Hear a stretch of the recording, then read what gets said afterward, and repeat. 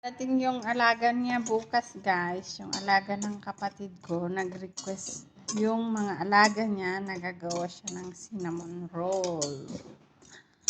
Yan, gagawa po siya ng cinnamon roll. Ayan po, nag-melt siya ng butter saka gatas. Tapos, lagyan niya ng isang itlog. Sarap po niyan, cinnamon roll. Yan, yung nire-request ng mga alaga niya. Pag nag-travel sila, gusto nila, pag dumating, may kakainin na ganyan. Matapos pong i-flat na ganyan, lagyan po ng butter. Yan.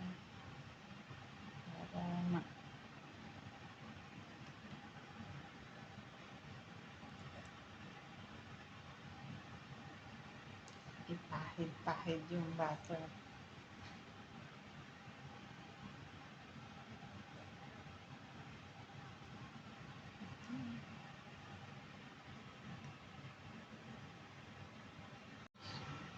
Tapos, yan po yung asukal na dark brown. Tapos, cinnamon, tsaka may raisin. Ilagay pong ganyan.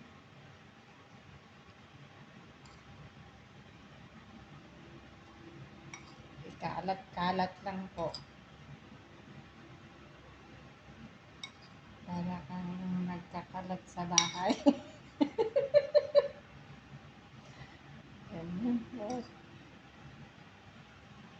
Yung mga mahihilig sa cinnamon roll, ganito po gumawa.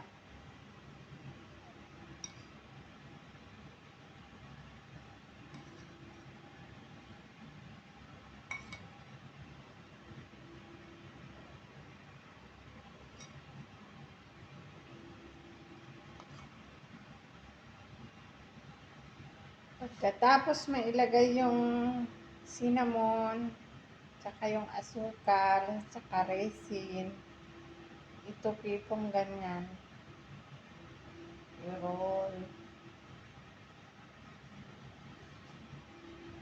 Ganyan lang po. Sundan lang yung ginagawa niya. Kung gusto niyong gumawa ng ganyan.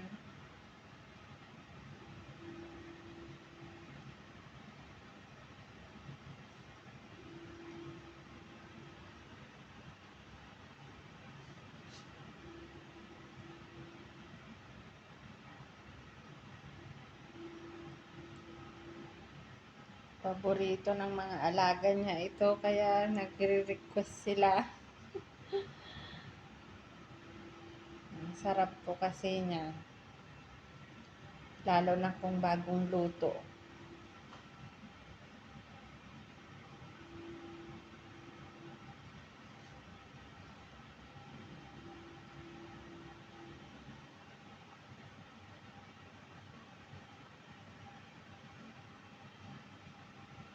Ayan, malapit nang matapos i-roll.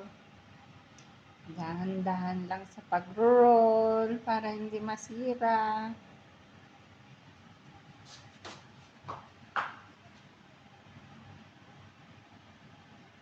Para siyang naging pamalong malaki. Ayan. Tapos na. Tapos, ito yung pang-slice mo.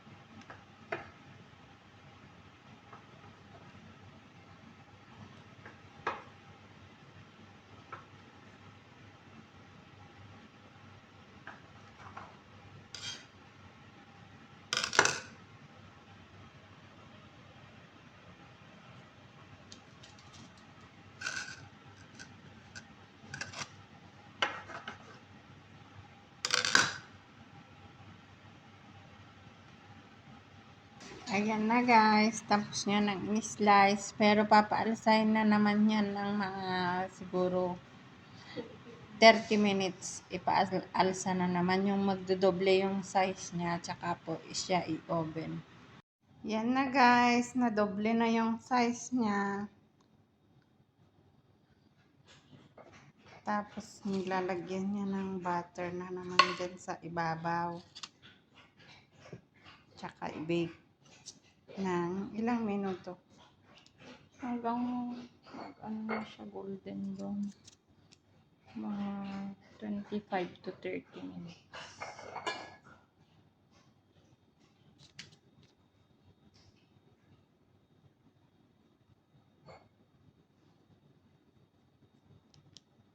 I-bake na guys. Yan na. Update ko kayo mamaya. Tapos nang na-bake. Tapos lagay lang yung anong pangalan niya? Glaze niya.